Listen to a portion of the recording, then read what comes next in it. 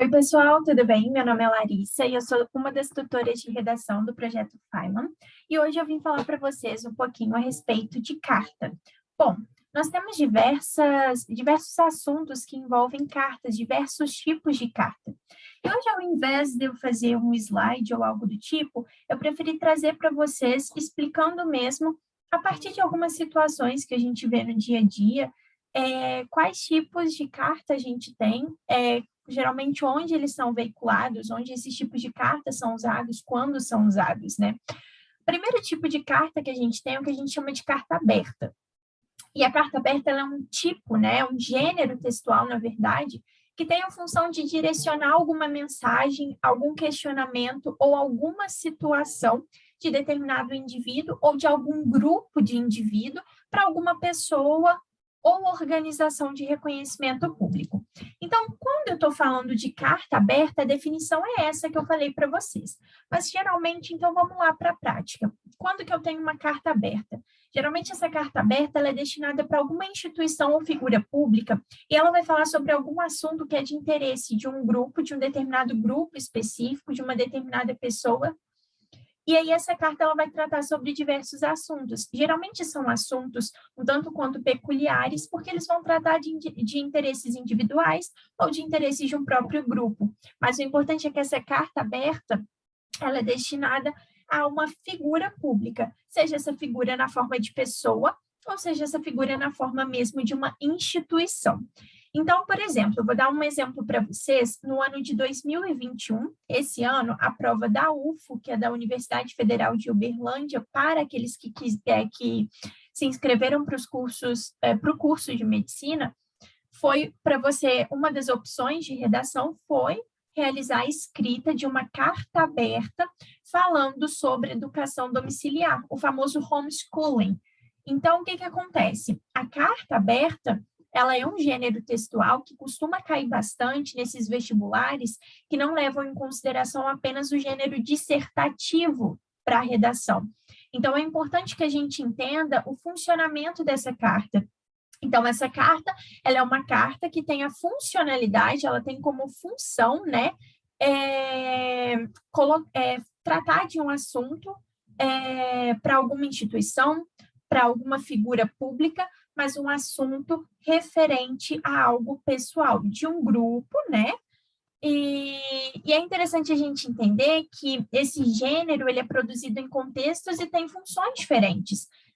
Geralmente, quase sempre, a carta aberta ela tem uma função social. E o adjetivo aberta quer dizer que ela sempre vai ter o caráter público, tá? E aí a gente vai ter uma publicação do posicionamento crítico. Pode ser que nessa carta eu tenha algumas solicitações, eu tenha sugestões de medidas políticas.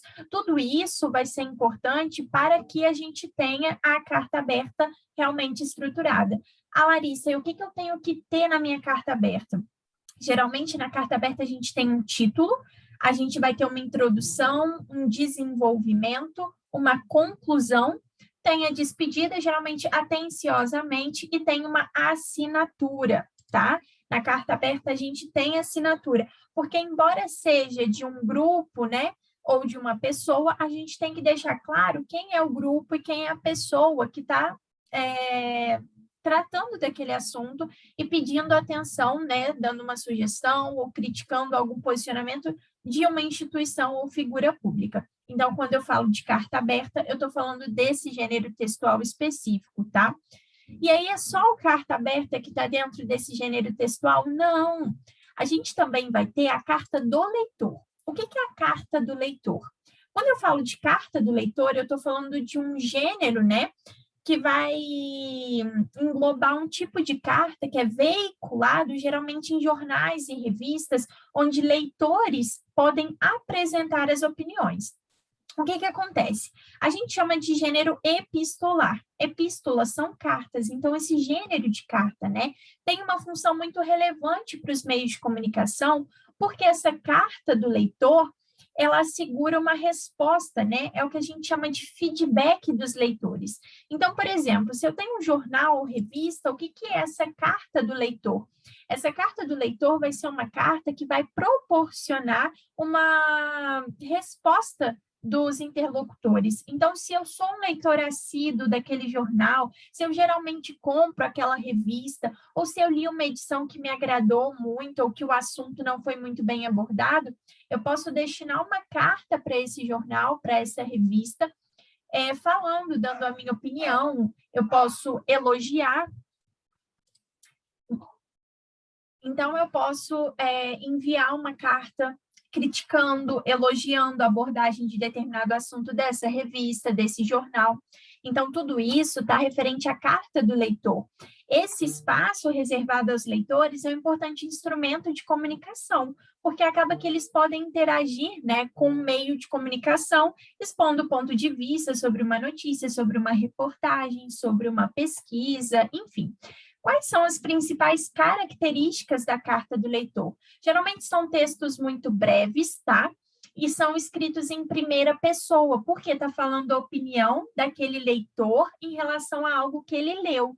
Geralmente são temas atuais e tem um caráter subjetivo, porque é uma opinião própria, tá? A linguagem é simples, clara e objetiva, porque eu não estou fazendo um texto científico, eu estou, de certa forma, falando da minha opinião sobre determinada leitura, e aí eu não preciso usar uma linguagem rebuscada ou erudita, é uma linguagem simples, clara e objetiva. Eu tenho a presença de um destinatário, de um remetente. Destinatário é quem vai receber a minha carta, remetente é de onde a carta veio, e esse texto ele é tido como um texto expositivo e, ao mesmo tempo, argumentativo. Por que ele é argumentativo? Porque, geralmente, eu estou dando a minha opinião sobre aquilo que eu li. E como que é a estrutura? A carta do leitor ela vai ter o remetente, que é a pessoa que envia, o emissor, né? E o destinatário, que é aquele que recebe, o receptor. Antes de ser publicada, ela vai passar pela equipe de revisão, e essa equipe ela pode adaptar o texto, corrigir alguns possíveis erros, por isso a carta do leitor ela não tem um modelo específico. Geralmente ela vai seguir o padrão de uma apresentação ou de um espaço destinado a ela nesse meio de comunicação, tá? Então é importante que a gente tenha, de fato, um vocativo, né, que é o nome da revista ou do jornal, a introdução, desenvolvimento, conclusão, despedida e assinatura. É muito parecida, de fato, com a carta aberta que a gente viu, tá? A estrutura de carta. Só que, como vocês podem ver, as estruturas de cartas elas vão ser praticamente a mesma. A professora, o que muda? Muda o seguinte, muda a função dela. A gente viu que uma carta, que a carta aberta, ela tinha uma função social. Aqui, a carta do leitor, ela tem uma função de dar um feedback para o veículo de comunicação, que é totalmente, de certa forma, é algo totalmente diferente, embora expressem opiniões. E, por fim, a gente vai ver um modelo de carta que a gente chama de carta argumentativa.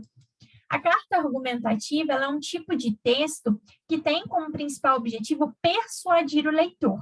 Ou seja, como o objetivo principal dela é persuadir o leitor, a argumentação acaba sendo a principal arma de convencimento, tá?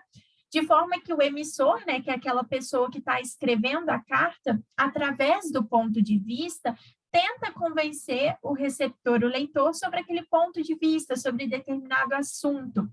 Então, de certa forma, a carta argumentativa ela vai ser um texto dissertativo argumentativo que tem peculiaridades, né, na produção, posto que a gente vai apresentar um receptor ou receptores específicos. Eu estou dirigindo esse texto a um público específico, porque, de fato, é uma carta, né?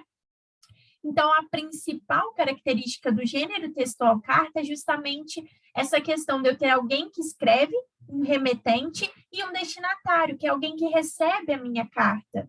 Quais são as características da carta argumentativa? Persuasão, argumentação, é uma linguagem clara e objetiva, geralmente também é escrita em primeira pessoa, tem a presença do destinatário, do remetente, eu tenho a utilização de pronomes de tratamento e a assinatura do escritor, tá?